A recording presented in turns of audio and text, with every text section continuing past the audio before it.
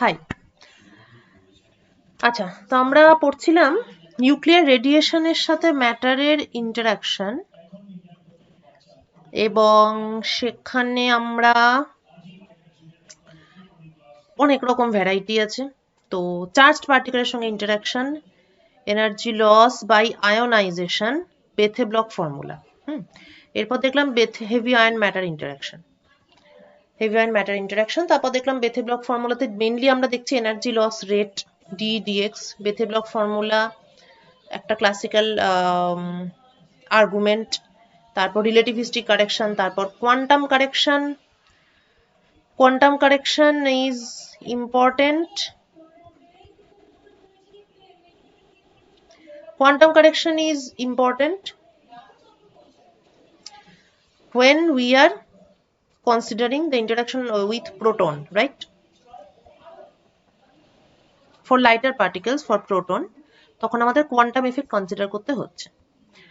তবে সেখানে হলো, তারপর ডেন্সিটি এফেক্ট কারেকশন ঢুকলো, শেল কারেকশন ঢুকলো, এবং পুরো ব্যাপারটাকে আমরা ম্যাক্সিমাম এনার্জি ট্রান্সফারের রেসপেক্টে এক্সামিন করছি। তারপর আমরা বিটা ডিপেন্ডেন্স দেখলাম, যে মেটেরিয়ালের উপরে সে পড়ছে তার উপর কি ডিপেন্ডেন্স, যে পার্টিকেল আসছে তার সম্পর্কে কি জানা যায়, ওটা ইম্পর্টেন্ট, কেননা পার্টিকেল ডিটেকশনে কিন্তু এই মেকানিজমগুলো ইউজ করা হয়। ওকে, তারপর আমরা নেক্সট কোয়ারি কি ছিল, ইলেকট্রনের ক্ষেত্রে ব্যাপারটা কেমন হবে ইন্টারাকশনটা, ইলেকট্রনের সঙ্গে ম্যাটারের ইন্টারাকশন। সেখানে আমরা দেখলাম যে নিউক্লিয়াসের সঙ্গে একরকম, অ্যাটমিক ইলেকট্রনের সঙ্গে আরেক রকম। এনার্জি লস হয় অনেক রকম ভাবে, আয়নাইজেশন হতে পারে, ব্রেমস্ট্রালাং হতে পারে। ব্রেমস্ট্রালাং মানে হচ্ছে ব্রেকিং রেডিয়েশন।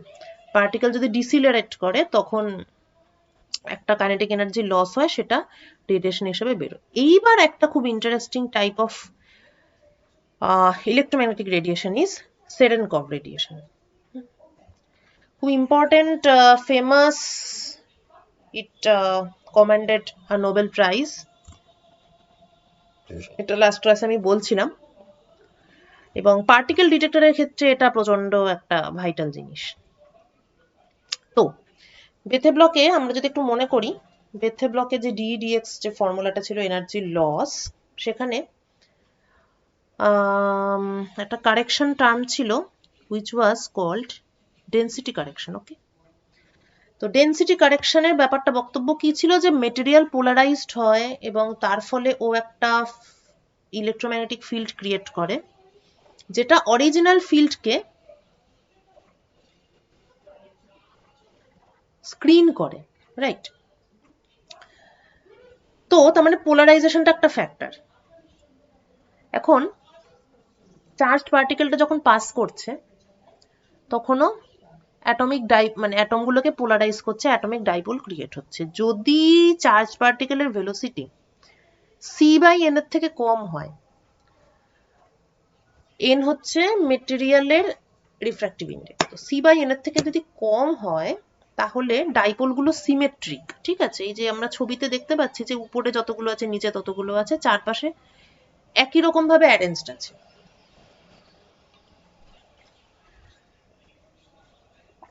তার ফলে কোনো নেট এফেক্ট হয় না সেখান থেকে। কিন্তু যদি ভিটা মানে ডাইপোলগুলো সিমেট্রিক এবং পোলারাইজেশন ডিপোলারাইজেশনটা খুব ফাস্ট হতে থাকে, কিন্তু যদি ভিটা c/n থেকে বেশি হয় তখন ব্যাপারটা অ্যাসিমেট্রিক হয়ে যায়। এখানে আমরা দেখতে পাচ্ছি যে পার্টিকেলটা ফাস্ট এগিয়ে আসছে আর মেটেরিয়ালটা পোলারাইজড হয়ে পেছনে পড়ে আছে। এরকম যদি ঘটনাটা হয়, হ্যাঁ, তার মানে কি ডিপোলারাইজেশন হওয়ার কোনো চান্স নেই, রিল্যাক্সেশন হওয়ার কোনো চান্স নেই, পার্টিকেলটা ফাস্ট বেরিয়ে যাচ্ছে, তো দ্য সিচুয়েশন ইজ অ্যাসিমেট্রিক। তখন আমরা একটা radiation pi, special kind of radiation, mainly in the region of ultraviolet and blue to ultraviolet. This is called Cherenkov radiation. তবে energy loss due to Cherenkov radiation is small. Original যে DEDX due to other mechanism তার মাত্র 1 থেকে 5%.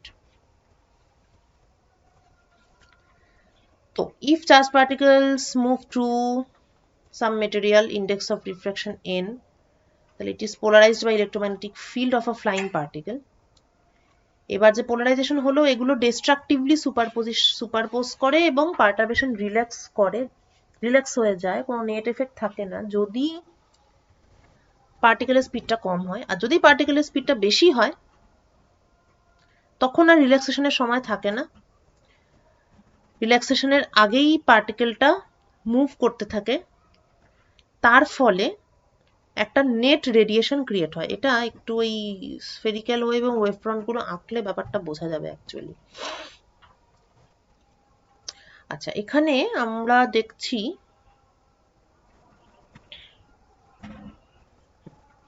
Charged particle in motion, হ্যাঁ, spherical wave, তাদের speed of propagation হচ্ছে c/n আর পার্টিকেলের speed হচ্ছে v।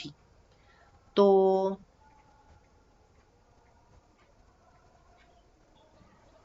পার্টিকেলের স্পিডটা যদি c/n এর থেকে কম হয় তখন পিকচারটা এরকম থাকে, তখন কিন্তু কোনো নেট ওয়েভ ফ্রন্ট ক্রিয়েট হচ্ছে না এই ব্যাপারটার জন্য। অরিজিনালি যা ছিল স্ফেরিক্যাল ওয়েভ সেটাই সেরকমভাবেই ওটা থাকছে অ্যাজ ইট ইজ, কিন্তু পার্টিকেলের মুভমেন্টের জন্য, এটা তো এক্সিস্টেন্সের জন্য যা হলো হলো, কিন্তু পার্টিকেলটা যে মুভ করছে সেই মুভমেন্টের জন্য কোনো নেট ওয়েভ ফ্রন্ট কিন্তু নেই। No net wave front due to moving particle. কিন্তু যদি v গ্রেটার দেন c/n হয় তাহলে কি হবে, ওয়েভ ফ্রন্ট গুলো প্রপাগেট করার আগেই পার্টিকেলটা সামনে মুভ করে যাচ্ছে, তাহলে after a certain time t, এই ছবিটা দেখি, আফটার আ সার্টেন টাইম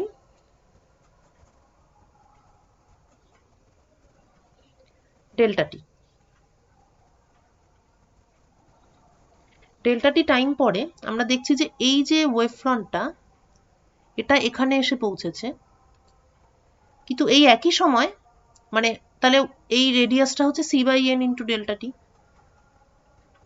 এই একই সময় পার্টিকেলটা কিন্তু এই ডিরেকশনে v ডেল্টা টি এই ডিস্টেন্স চলে এসেছে, অর্থাৎ বিটা সি ডেল্টা টি। তার ফলে কি হয়েছে, পার্টিকেলটা প্রত্যেকটা পয়েন্টে এরকম একটা একটা করে ওয়েভ ফ্রন্ট মানে স্ফেরিক্যাল ওয়েভ ক্রিয়েট করতে করতে গেছে। তাহলে আফটার টাইম ডেল্টা টি, হাইগেন্স প্রিন্সিপাল অনুযায়ী কি সেকেন্ডারি ওয়েভলেটের যে এনভেলাপ সেটাই হচ্ছে after time delta T wave front. তাহলে আমরা দেখছি যে আফটার টাইম ডেল্টা টি এই একটা ওয়েভ, এই একটা ওয়েভ, এই একটা সেকেন্ডারি ওয়েভলেট, এরা সবাই সেকেন্ডারি ওয়েভলেট, তাদের যে envelope this is a plane wave. তাহলে যখনই ভিটা c/n এর থেকে বেশি হয়ে যাচ্ছে তখনই কিন্তু নতুন প্লেন ওয়েভ একটা ক্রিয়েট হচ্ছে। এই অ্যাঙ্গেলটা যদি থিটা হয় এটাকে সেরেনকভ অ্যাঙ্গেল বলে, তাহলে ক্লিয়ারলি এটা 90 ডিগ্রি। সুতরাং cos theta c is beta c delta t by c/n delta t, অর্থাৎ 1/n বিটা। তাহলে দিস ইজ ইউর সেরেনকভ অ্যাঙ্গেল। এবং তাহলে কন্ডিশন কি, সেরেনকভ অ্যাঙ্গেলের বাস্তবে এক্সিস্ট করার কন্ডিশন হচ্ছে কি, cos থিটা c এর value less than or equal to 1, অর্থাৎ 1/n beta less than or equal to 1। তাহলে সেরেনকভ রেডিয়েশন পাওয়ার শর্ত হচ্ছে এটাই, যে 1/n beta less than or equal to 1 or v has to be greater than c/n, right. এবার threshold energy কি হবে, আমি যদি এখান থেকে দেখি তাহলে আমি দেখতে পাবো যে আমি বিটার একটা পাচ্ছি, বিটার একটা মিনিমাম ভ্যালু, থ্রেশহোল্ড ভ্যালু, বিটাটা অ্যাটলিস্ট 1/n হতে হবে। তা বিটা যদি অ্যাটলিস্ট 1/n হতে হয় তাহলে গামাটাকে অ্যাটলিস্ট 1/√1 - 1 - n² হতে হবে। তাহলে এনার্জিটাকে অ্যাটলিস্ট m0c² √1 - 1/n² হতে হবে। তাহলে আমি যদি গামা এস মেজার করি, সেখান থেকে এনার্জি জানা থাকলে, মানে এনার্জি জানা থাকলে গামা এস মেজার করা যাবে, সেখান থেকে মাস ডিটারমিনেশন ইজ পসিবল, রাইট। আচ্ছা, এইবার চেরেনকভ রেডিয়েশনে তাহলে একটা ইম্পর্টেন্ট ব্যাপার হচ্ছে রিফ্র্যাক্টিভ ইন্ডেক্স। এখন রিফ্র্যাক্টিভ ইন্ডেক্স তো ওয়েভলেংথের উপর ডিপেন্ড করে, লাইক দিস সেলমায়ার ফর্মুলা, এটা একটু হায়ার অর্ডারে গেছে, তো এরকম আর কি ডিপেন্ডেন্সটা। তাহলে সেরেনকভ angle which is cos theta c equal to 1 by n beta, আবার nটা যেহেতু ফল করে with increasing lambda, তাহলে সেরেনকভ অ্যাঙ্গেলের সঙ্গে বিটার একটা রিলেশন থাকবে এবং সেটা ডিফারেন্ট রিফ্র্যাক্টিভ ইন্ডেক্সের জন্য সেই কার্ভটা ডিফারেন্ট হবে। তো ইট গোজ লাইক দিস, বিটা যত বাড়ে তত এমিশন অ্যাঙ্গেল বাড়ে এবং রিফ্র্যাক্টিভ ইন্ডেক্স বাড়ার সাথে সাথে এমিশন অ্যাঙ্গেল বাড়ে। এটা আমরা কস থিটার এই নেচারটা দেখলে বুঝতে পারি যে কেন আর কি এই রকম ডিপেন্ডেন্সটা হবে। এবং আমরা দেখতে পাচ্ছি যে অ্যাজ ইট ইজ অবভিয়াস একটা কাট অফ আছে, বিটার একটা মিনিমাম ভ্যালু আছে যার থেকে কম হলে সেরেনকভ অ্যাঙ্গেলের কোনো এক্সিস্টেন্স নেই। এবার নেক্সট কোয়েশ্চেন হচ্ছে যে তাহলে সেরেনকভ রেডিয়েশনে আগেই বলেছে কাইনেটিক এনার্জির একটা পোর্শন মানে ইট ইজ লস্ট এবং it comes out as photons, মানে সেরেনকভ photons. তো energy loss it is proportional to sin square theta c and z square also. z হচ্ছে ইনকামিং পার্টিকেলের অ্যাটমিক নাম্বার বা চার্জ, বেসিক্যালি ইনকামিং পার্টিকেলের চার্জের উপর ডিপেন্ড করে।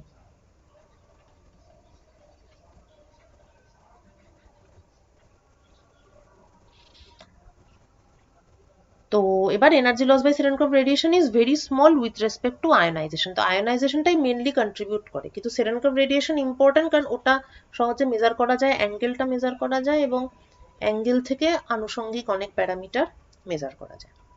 আচ্ছা, এইটাকে তো গেল রেডিয়েশন এনার্জি লস। এবার নেক্সট হচ্ছে ফোটন ইল্ড বা রেডিয়েশন ইন্টেন্সিটি। এটা খুব ইম্পর্টেন্ট। দেখানো যায় ফ্র্যাঙ্ক ট্যামের ফর্মুলা, আগেই বলেছিলাম, যেটার এক্সপেরিমেন্টালি অবজার্ভ করেন সেরেনকভ আর থিওরিটিক্যাল ডিসকাশনটা করেছিলেন ফ্র্যাঙ্ক ট্যাম। তো ফ্র্যাঙ্ক ট্যামের একটা লেন্দি ক্যালকুলেশন আছে, সেখান থেকে দেখা যায় যে number of emitted photons per unit length per unit wavelength range d2n d lambda dx, এইটা this is equal to 2 pi alpha z square by lambda square sin square theta c।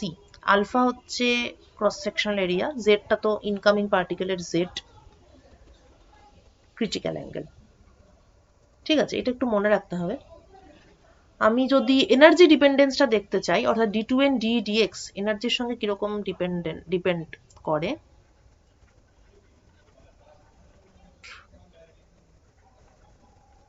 তাহলে d2n d lambda dx d lambda de. Now lambda is hc by energy,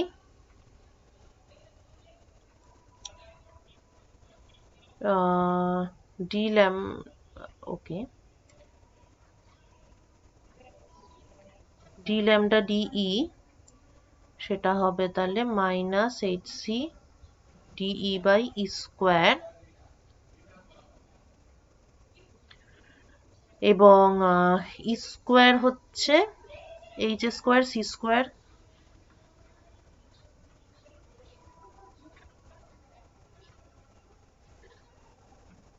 by lambda square.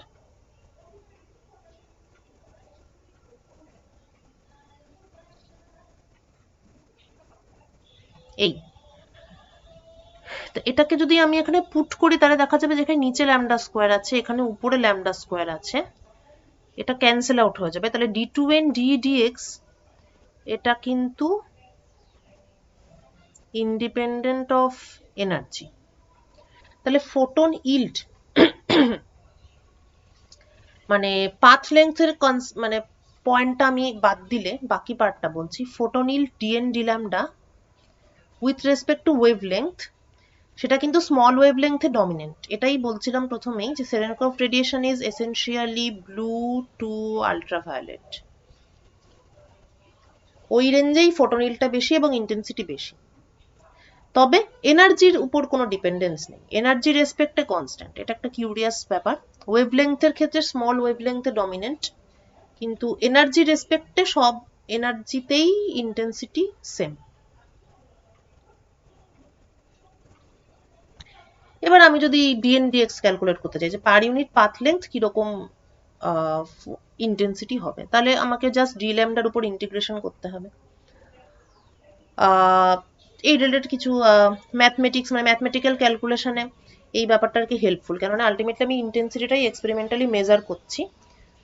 তো আমার যদি particle detect করতে হয় তাহলে এই ম্যাথমেটিক্সটা কাজে লাগে, এবং এসেনশিয়ালি সব নিউক্লিয়ার রিঅ্যাক্টরগুলোর থেকে এইরকম ব্লুইশ গ্লো পাওয়া যায়।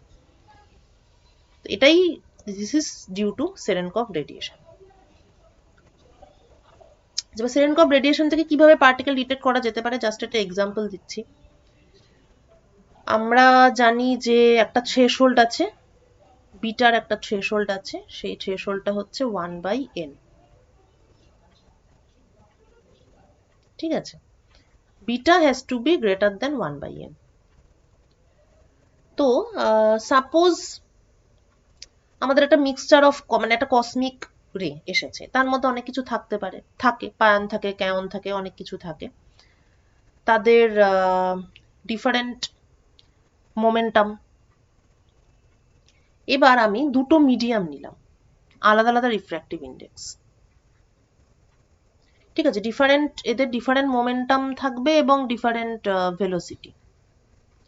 ভেলোসিটি তো সবার একরকম হবে না। এখন এবার এই ভেলোসিটিটাকেও অবশ্য কিছুটা মনিটর করা যায়।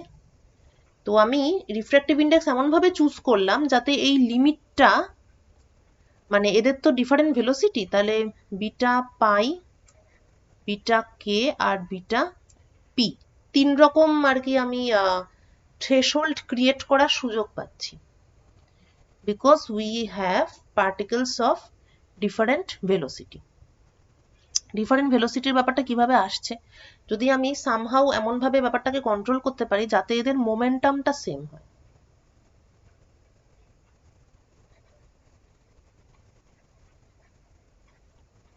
কোনো একটা ভাবে এই ফিল্টারিংটা করাই যায় ইজিলি, ম্যাগনেটিক ফিল্ড ইউজ করে এই ফিল্টারিংটা করা যায়, সেটা নিশ্চয়ই তোরা বুঝতে পারছিস কিভাবে করা যায়।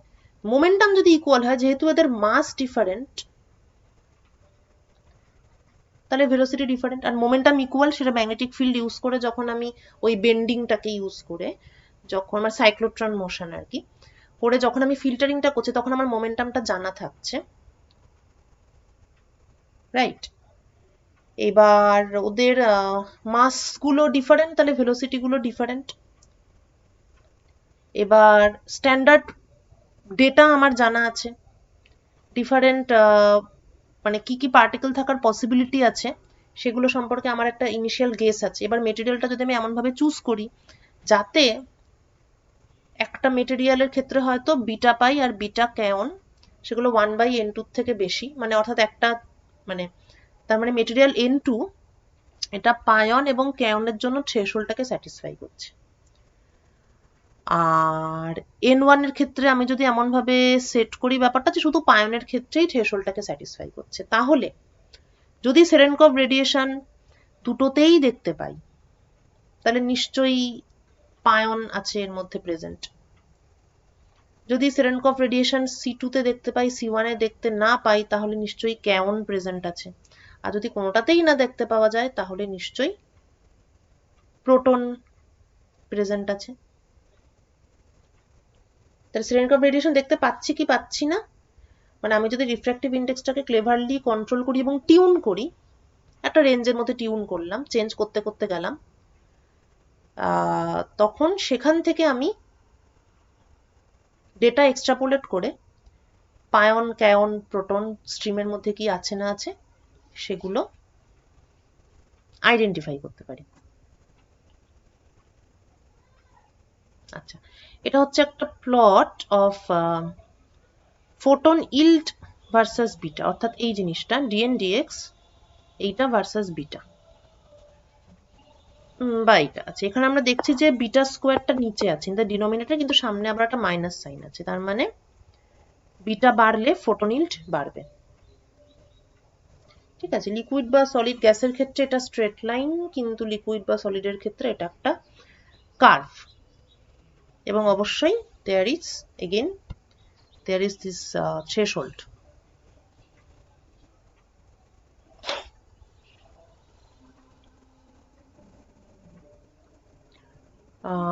threshold detection.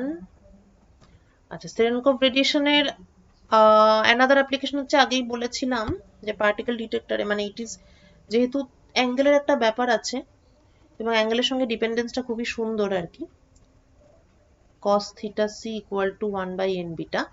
তো রেডিয়েশনটা কোন দিকে বেরোচ্ছে ডিটেক্টরকে প্রপারলি প্লেস করে Cherenkov অ্যাঙ্গেল মেজার করা যায়। এবার আমার যদি মিডিয়ামে রিফ্র্যাক্টিভ ইন্ডেক্স জানা থাকে তাহলে সেখান থেকে আমি বিটা অর্থাৎ পার্টিকেলের ভেলোসিটি মেজার করতে পারি। একটা হাই এনার্জি পার্টিকেলের যেটা রিলেটিভিস্টিক লিমিটে আছে তার ভেলোসিটিটা শুধুমাত্র একটা অ্যাঙ্গেল মেপেই ভেলোসিটিটা বার করতে পারছে। এটা কিন্তু একটা মানে বিশাল হিউজ অ্যাচিভমেন্ট অ্যাকচুয়ালি। তো পার্টিকেল ডিটেক্টরের ক্ষেত্রে Cherenkov রেডিয়েশনটা মানে ইমেন্সলি ইউজফুল, তার জন্যই নোবেল প্রাইজটা এটাতে দেওয়া হয়েছিল। এসেনশিয়ালি আমরা তাহলে যা যা পড়লাম এতক্ষণ ধরে সেটা হচ্ছে everything goes behind the physics of particle detection. So every effect of particles or radiation can be used as a working principle for a particle detector. Precise knowledge of the processes leading to signals in particle detectors is necessary. একবারেই detector শুরু করবো বলে নিচ্ছি আর কি। এবং detectors usually nowadays they are working close to the limits of theoretical accuracy.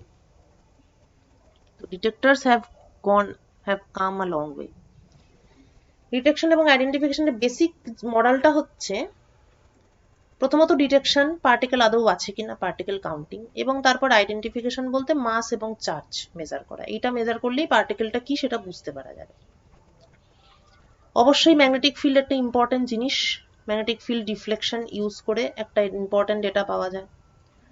Particle velocity time of flight method থেকে পাওয়া যাবে। এগুলো সব বেসিক প্রিন্সিপল আর কি। কাইনেটিক এনার্জি মেজার করা যেতে পারে ক্যালোরিমেট্রিক মেজারমেন্ট দিয়ে, অর্থাৎ একটা মুভিং পার্টিকেল একটা কোনো সিস্টেমকে হিট করলে সেটা মানে এসে ধাক্কা মারলে সেটা কি হবে, গরম হবে, এনার্জি অ্যাবজর্ব করে। তো ক্যালোরিমেট্রিক মেজারমেন্ট করে কাইনেটিক এনার্জি মেজার করা যায়, এটা মাইনাস। তারপর তো এনার্জি লসটা তো একটা ভেরি ভেরি ইম্পর্টেন্ট জিনিস। এনার্জি লসটাকে আমরা এক্সপেরিমেন্টালি মেজার করতে পারি, ওটাকে ইলেকট্রিক্যাল সিগন্যালে কনভার্ট করে। আর এনার্জি লসটা তো ক্রিটিক্যালি ইনকামিং পার্টিকেলের উপর ডিপেন্ড করে, ওর মাস কত, ইলেকট্রন কিনা, প্রোটন কিনা, আলফা বা ডয়টেরন কিনা, সেগুলোর উপর এগুলো আমরা ডিটেলে স্টাডি করে নিয়েছি। তো different types of interactions for charged and neutral particle এবং different scale of process also. তো detection of charged particle depends on ionization, bremsstrahlung, Cherenkov. Detection of gamma ray obviously photoelectric effect, Compton effect, pair production, তিনটেই আগে পড়িয়েছি আগের একটা সেমিস্টারে, তাই এটা আমি আর রিপিট করবো না। ডিটেকশন অফ নিউট্রনস, স্ট্রং ইন্টারাকশন, এইটা আমি নেক্সট ক্লাসে পড়াবো। আর একটা হচ্ছে detection of নয়ট্রিনোস। Neutrino detection actually neutrino তো ইন্টারাক্ট করে বাই উইক ফোর্স, এটা তো তোরা জানিস। আর নয়ট্রিনো ডিটেকশনের প্রসেসটা বেশ কমপ্লিকেটেড এবং এটা করা হয় with the help of pair production. Neutrino ডিটেকশনটাও মোস্ট প্রবাবলি আমি আগে ডিসকাস করেছিলাম। তো নেক্সট ক্লাসে আমি নিউট্রনের ইন্টারাকশনটা বলবো উইথ ম্যাটার, যেটা নিউক্লিয়ার ফিশন ফিউশন এগুলোর সঙ্গে অনেক সম্পর্কিত। And after that we will go into the topic of particle detectors.